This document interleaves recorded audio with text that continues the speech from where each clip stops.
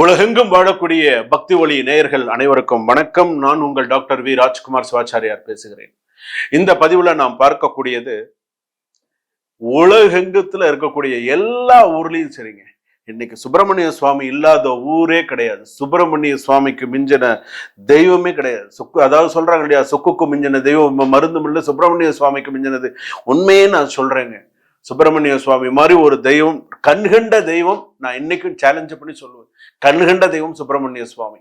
நான் என்னுடைய அனுபவத்துல இந்த நிமிஷம் வரைக்கும் நான் சொல்றேன், நான் இன்னைக்கும் பூஜை பண்ணிட்டு இருக்கிற ஆலயம் கண்கண்ட தெய்வமாக இருக்கக்கூடியது சுப்பிரமணிய சுவாமி. நீ எந்த அளவுக்கு ஆத்மார்த்தமா, எந்த அளவுக்கு மனதார சில விஷயங்களை நீ கொண்டு போறியோ, அந்த அளவுக்கு நீ வாழ்க்கையில உன்னுடைய கர்ம வினைகள் குறைந்து முருகா எனும் நாமம் உனக்கு பெரிய அளவுல உனக்கு கொண்டு வரும். எப்படி? பெரிய அளவுல கொண்டு வரும். ஏங்க, இப்போ பாதி பேர் ஒரு கோயிலுக்கு நீங்க போறீங்க, வெற்றிவேல் முருகனுக்கு அரோஹரா அப்படிங்கிற அந்த அரக ரோக ஹரஹா அப்படின்னு உன்னுடைய வியாதிகள் நீங்க கூடியது. அரக ரோக ஹரஹா. அப்ப ரோகத்தை, உன்னுடைய உடம்புல இருக்கக்கூடிய நோய்கள் விளங்கும். அதனாலதான் வெற்றிவேல் முருகனுக்கு அரோஹரா அரோஹரா. அரக ரோக ஹரஹா பிரிச்சு பாருங்க, அரோஹரா அதுதான். அதனால தான் அந்த வார்த்தையை ரொம்ப தெளிவா ஒவ்வொரு விஷயமும் நம்ம சொல்லக்கூடியது. அப்போ நம்ம இந்த விஷயங்களை முருகப்பெருமான வழிபாடு செய்யறது, ஷஷ்டியில விரதம் இருக்கிறது, கிருத்திகையில விரதம் இருக்கிறது, முருகனை ஒவ்வொருத்தரும் ஒவ்வொரு விதமான விதத்துல சுவாமியை வழிபாடு பண்ணுவாங்க. நான் என்னுடைய சில பேர்லாம் சொல்லுவாங்க, இவங்கெல்லாம் விரதம் இருப்பாங்களா, இவங்கெல்லாம் போய், நான் இருப்பேங்க விரதம் 6 நாள் நான் விரதம் இருப்பேன். ஒண்ணுமே சாப்பிடாம 6 நாள் நான் விரதம் இருப்பேன். என்ன, எனக்கு அந்த முருகன் கண்கண்ட தெய்வம், எனக்கு என்னைக்குமே இருப்பார். ஏன்னா நான் பார்க்கிறேன், இடரிலும் தளரிலும் சொல்லும்போது என்னுடைய கஷ்டங்களுக்கு துணை நிற்கக்கூடியவர் அந்த தெய்வம். முருகா அப்படின்னு நினைச்சு நான் அப்படி உட்கார்ந்தேன்னா, என்னை தட்டி கொடுத்து அடுத்து என்னை தூக்கி விடுற தெய்வம் முருகப்பெருமான். நான் இன்னைக்கு சேலஞ்ச் பண்ணி சொல்லுவேன், நிஜத்துல நான் சொல்லுவேன், இன்னைக்கு என்னை தட்டி கொடுத்து, இன்னைக்கு என் உடம்பு இருக்கு, இன்னைக்கு என்னை தட்டி கொடுத்து நீ கவலைப்பட, இன்னைக்கு இன்னைக்கு இல்லைன்னு நினைச்சேன், நீ இல்லைன்றதை நினைக்காத நான் இருக்கேன்டான்னு எனக்கு நினைக்கக்கூடிய நேரத்தில் வரக்கூடிய அந்த முருகப்பெருமான் வாழ்க்கையில தவறு செய்யாதவர்களே கிடையாதுங்க. வாழ்க்கையில நிறைய பேர் தெரிஞ்சோ தெரியாமலோ நிறைய தவறுகள் செய்யக்கூடியது தான். ஆனா செய்த தவறையே திரும்பவும் அதே தவறை திரும்ப வாழ்க்கையில நீ செய்யாம, வாழ்க்கையில நீ பிராயச்சித்தம் தேடணும். வாழ்க்கையில என்ன தேடணும்? பிராயச்சித்தம் தேட வேண்டும். நீ போய் தேடு, போய் கஷ்டப்படு, போய் தேடு. இப்போ நான் ஒரு சேனல் எல்லாம் நான் பேசுறேன், நான் எல்லா இடத்துல இருக்கேன் போறேன். ஆனா நான் இன்னொரு கோவிலுக்கு ஏதாவது ஒரு இடத்துக்கு போறேன்னு தெரியாத ஆள் மாதிரி தான் போவேன். நான் விஐபி மாதிரி எல்லாம் போக மாட்டேன். வேண்டாம், 10ஓட 11 உட்காந்து சாப்பிடுவேன். நல்லது, யாருன்னு தெரியாது, என் பக்கத்துல இந்த பக்கத்துல இந்த பக்கத்துல யாருக்கிறது யாருன்னு எனக்கு தெரியாது. ஆனா 10ஓட 11 உட்காந்து சாப்பிடுறேன், தப்பு கிடையாது. உன்னுடைய கருமா குறையும், உன்னுடைய கருமா குறையும். நீ அங்க நீ கௌரவம் பார்த்துட்டு இருந்தாலும் வேலைக்காகாது. எங்க கௌரவம் பார்க்கணுமோ அங்க கௌரவம் பார். ஆனா இந்த முருகப்பெருமான், நீ அந்த உண்மையே சொல்றேன், அது பால சுப்பிரமணிய சுவாமியாக இருந்தாலும் சரி, அது இளைஞராக இருக்கக்கூடிய அந்த ராஜ உருவத்தில் இருக்கக்கூடிய ராஜ அலங்காரத்தில் இருக்கக்கூடிய சுவாமியாக இருந்தாலும் சரி, வள்ளி தேவசனா சமேத சுப்பிரமணிய சுவாமியாக இருந்தாலும் சரி, அந்த சுப்பிரமணிய சுவாமிக்கு நீ மனசார நின்று, நான் உண்மையே சொல்றேன், அந்த நின்று ஒரு நிமிடம் என்னுடைய மனவேதனையை அந்த முருகப்பெருமான் கேட்டிருக்காரு. கேட்டு எனக்கு அந்த கஷ்டத்தை நீக்கி கொடுத்திருக்காரு. இன்னைக்கும் முருகன் எனக்கு துணை நின்றுட்டு தான் இருக்கார். இன்னைக்கும் எனக்கு முருகன் தெரியும், என்னைக்கும் எனக்கு நிற்பார், என்னைக்கும் எனக்கு துணை நிற்பார். அந்த நம்பிக்கை என் மனசுல இன்னமும் அது ஓடிண்டே இருக்கு. அந்த ஒரு நம்பிக்கை, பெரிய அளவுல அந்த ஒரு நம்பிக்கை. சரி, என்னைக்குமே ஒரு மந்திரங்கள் நம்ம கோவில் வீட்டுல கூட நான் உங்களுக்கு சொல்லி தரேங்க. முருகப்பெருமான் வழிபாடு நீங்க செய்யறவங்களா இருந்தா உங்களுக்கு இந்த ஒரு சூக்ஷ்மத்தை சொல்லி கொடுக்குறேன்.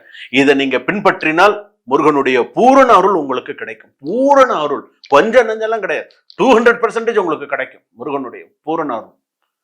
எங்கெங்க இந்த காலத்துல நம்ம ஸ்லோகம் சொல்றோம், அறக்க பறக்க ஓடி நம்ம சம்பாரிச்சு, ஓடி ஆடி சம்பாரிச்சு, என்னத்தை நம்ம கஷ்டப்பட்டு தெய்வத்துக்குன்னு ஒரு நாளைக்கு ஒரு 5 நிமிஷம் சில பேர் ஒதுக்கி செய்வாங்க. சில பேர் 5 நிமிஷமாவது ஒதுக்கி சுவாமிக்குன்னு, நம்ம என்னதான் வேலைக்கு போற வேலை இதா இருந்தாலும் சில பேர் தெய்வத்துக்குன்னு ஒரு 5 நிமிஷமாவது ஒதுக்குவாங்க.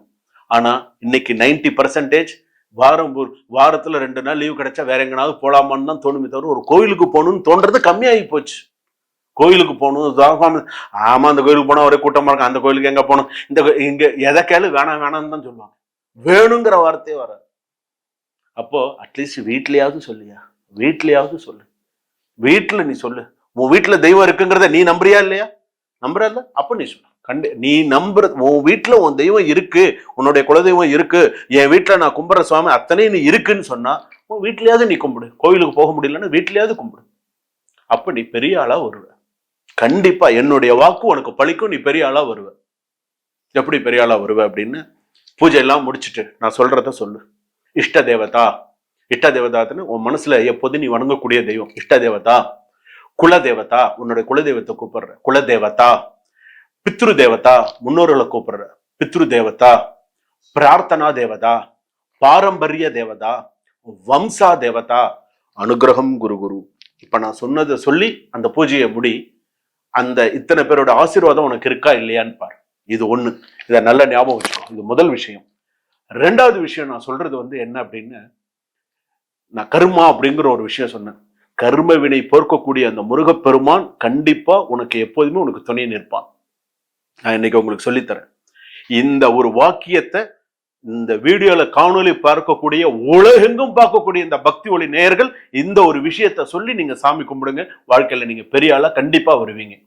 உங்களுடைய அடுத்தடுத்த விஷயங்கள் உங்களுக்கு நிறைய, வேலை கிடைக்கல, வெளிநாட்டுல இருக்க வேலை கிடைக்கல, கஷ்டப்படுறியா, உனக்கு கிடைக்கும். மனைவினால உனக்கு சில பிரச்சனைகள் இருக்கா, உனக்கு அடுத்தடுத்து உனக்கு சில விஷயங்கள் தீரும். பிசினஸ்ல லாஸ் ஆறதா, அடுத்தடுத்து ஒரு விஷயங்கள் உனக்கு வரும். நான் சொல்றதை நீ சொல்லு. என் மேல நம்பிக்கை இருந்தா நீ சொல்லு. நான் முருகப்பெருமான முழுமையா நம்புறேன். நீ நம்புறதா இருந்தா நான் சொல்றதை நீ சொல்லு. அது போதும். நான் சொல்றதை நீங்க சொல்லுங்க. முற்பிறவியில் செய்த பாவங்கள், முற்பிறவியில் நீங்க லைனை எழுதி வச்சுக்கோங்க. முற்பிறவியில் செய்த பாவங்கள் எப்பிறவிக்கும் தொடராமல் இருக்க, எந்த பிறவிக்கும் தொடராமல் இருக்க, இப்பிறவிலேயே என் தந்தை வழி வந்த கர்மா, என் தாய் வழி வந்த கர்மா, நான் இந்த பூமிக்கு கொண்டு வந்த கர்மா இன்றோடு நிவர்த்தி ஆகட்டும். ஓ முருகாச்சரணம். போதும், இது போதும். ஓ முருகாச்சரணம், இத சொல்லு. அம்மா வழி அப்பா வழி கர்மம், அதாவது அம்மா வழி அப்பா வழி கர்மம் கொண்டு வந்த கர்மாலாம் இதெல்லாம் உண்மையா சார் அப்படின்னு, ஏங்க அம்மா அப்பா சொத்து வேணும், அம்மா அப்பா கொண்டு வந்த கர்மா மட்டும் வேண்டாமா? சொல்லுங்க. அம்மா அப்பா சொத்து வேணும்னு கேட்குறீங்க, பூர்வீக சொத்து வருமானு கேட்குறீங்க. அப்ப அவங்க பூர்வீகத்துல செஞ்சிருக்கிற கர்மா நம்மளை தொடர்ந்து வரதானே வரும். அதனால தான் இந்த வரிகளை சொல்லணும் அப்படின்னு சொல்றது. நான் இந்த பூமிக்கு கொண்டு வந்த கர்மா இன்றோடு என்னோடது எல்லாம் நிவர்த்தி. இப்ப நான் சொன்னதை அப்படியே நீங்க எழுதி வச்சுட்டு சொல்லுங்க. 3 மண்டலமாவது சொல்லுங்க. 3 மண்டலம், ஒரு மண்டலம் சொல்லுங்க. ஒரு மண்டலம்ங்கிறது 45 நாள். 3 பட்சம் 3 15 45 நாள் சொல்லுங்க. வாழ்க்கையில பெரிய அளவுல மாற்றத்தை பார்ப்பீங்க. நடக்காத விஷயமும் நடக்கும். சுபம். வாழ்க வளமுடன்.